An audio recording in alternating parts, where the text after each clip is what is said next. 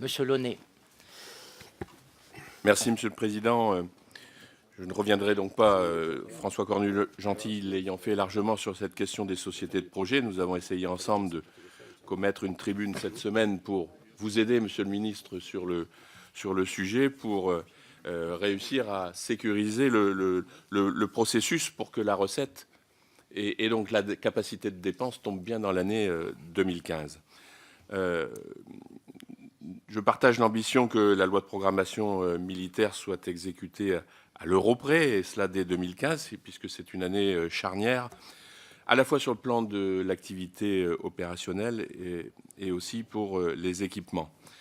Notre capacité d'expression en séance la semaine prochaine est donc désormais limitée, donc c'est le jour de vous faire part de ces interrogations concernant cette mission, Monsieur le Ministre, dont vous avez la responsabilité. Et chacun ici veut vous accompagner, et le président Carrez a bien fait de le rappeler, le soutien de toutes les commissions sur les objectifs qui sont les vôtres dans cette mission. En premier lieu, et la présidente de la commission de la Défense nous y invitait, je voulais leur poser la question du report de charges, parce qu'elle m'apparaît cruciale. La solution qui consistait à recourir à des investissements d'avenir pour financer les recettes exceptionnelles en 2015 me semblait être une bonne solution. Tout cela nous ramène à cette question de la société de projet. En tout cas, ce qu'il faut éviter, et je pense que chacun en conviendra, c'est de voir le report de charges progresser alors qu'il atteint déjà un niveau inédit. Donc très concrètement, pourquoi cette solution des investissements d'avenir qui était recommandée par ailleurs dans le rapport Charpin n'a pas été retenue? Et j'y lis la question de la mise en réserve des crédits. C'est une pratique budgétaire courante, mais le gel des crédits, s'il n'est pas levé, met en difficulté les responsables de programme et donc pourrait accroître ce report de charges. En deuxième lieu, je m'interroge sur la question du repyramidage au sein du ministère de la Défense. Si les crédits de personnel ont diminué pour la première fois en valeur absolue en 2014, l'effort demandé aux armées a été sévère.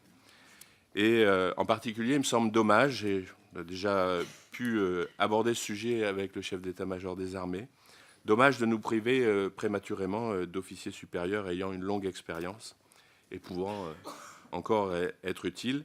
Quelles solutions donc pourraient être mises en place à cet égard afin de rétablir la cohérence de la pyramide des grades, tout en ne prenant pas le risque de gâcher certaines compétences? J'ajoute sur ce point que la spécificité est propre à chaque armée, mais on sait en particulier pour l'armée de l'air, pour les pilotes, que ce sujet rajoute aux difficultés. Ma troisième question portera sur les crédits consacrés à la modernisation et à la rénovation des infrastructures. Ces crédits s'élèvent à 1,1 milliard d'euros dans le projet de loi de finances pour 2015. Cet effort est important. Vous avez mis, Monsieur le Ministre, en place un plan d'urgence de 30 millions d'euros dans le second semestre 2013 et il a renforcé cet élan. Toutefois, de nombreuses difficultés demeurent. À titre d'exemple, la mise à niveau des réseaux électriques, notamment à l'Île-Longue ou à Toulon, ou celle des réseaux de distribution d'eau. Et ces sujets peinent à se concrétiser. La loi de programmation militaire prévoit 6,2 milliards d'euros de crédits pour les infrastructures, alors que l'estimation des besoins effectués avant la LPM dépassait 7 millions d'euros. Donc je voulais vous demander, Monsieur le Ministre, comment vous ressentez cette situation et quelles solutions, quelles réponses pourraient être mises en place. Nos militaires sont quelquefois donc contraints, mais vous le savez mieux que quiconque, vous qui allez dans toutes les bases, sur tous les terrains, sont contraints de vivre dans des conditions difficiles. Je terminerai, Monsieur le Ministre, par une question un peu plus précise concernant les VAB.